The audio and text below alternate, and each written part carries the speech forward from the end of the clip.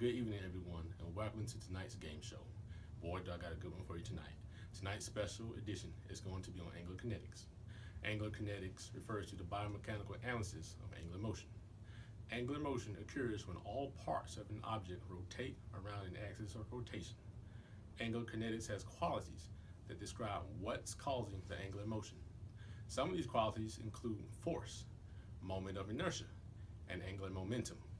Some other qualities describe how the movement is started and stopped, including impact and fraction. I'm your host, Quan Ruffin, and tonight with us we have Caitlin and Nicole. Since we're looking at angular kinetics today, we're going to be specifically focusing on volleyball. Between these two clips, which contact produces greater force, clip A or clip B?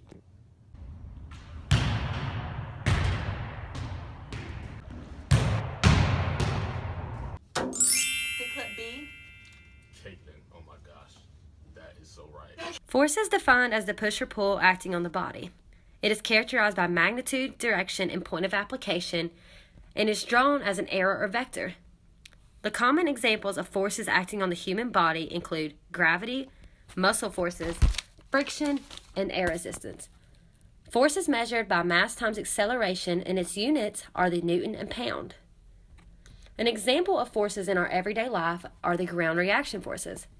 For example, when a person is running, he or she is pushing down and backwards against the ground. The ground then pushes up and forwards, which creates an equal and opposite reaction force. Therefore, the runner moves forward and upwards. So, moving on to question number 2. Is this an example of an elastic or plastic impact?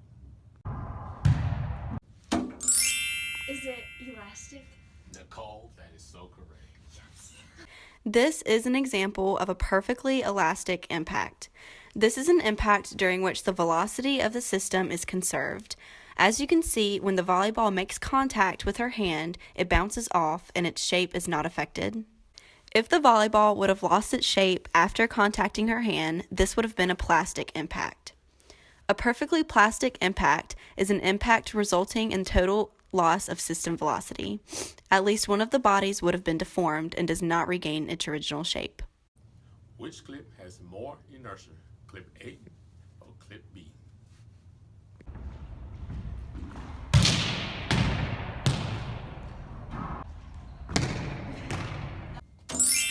Clip A. Caitlin, that is correct. Momentum of inertia's definition is resistance to change in angular motion. It is related to mass. If mass is increased, both resistance and momentum will be increased as well. With the human body, it is impractical to measure each particle of body mass from axis of rotation, so we use radius of gyration, which is the distance from the axis of rotation to the point at which the mass of the body can be fixed without changing the internal characteristics of the rotating body.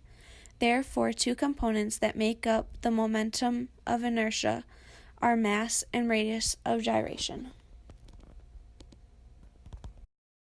In this clip, has the static friction increased beyond the maximum static friction point? Is the answer no? Unfortunately, Nicole, that is incorrect. Caitlin, would you like to answer? Yes. The answer is actually yes. The applied force magnitude, me, has just increased static friction beyond the maximum static friction point. Therefore, it's the reason why I just slid on this floor. Whee! And man, does it hurt. Don't try this at home. Game show. It is Caitlin. Congratulations, Caitlin. Thank you. Do you have anything you would like to say to anybody, family, friends? Yes, I want to give a shout out to my biomechanics professor, Dr. Ray, for all that I know. Thank you, ladies and gentlemen, for tuning in tonight to our game show. Tune in for next week's edition to be announced.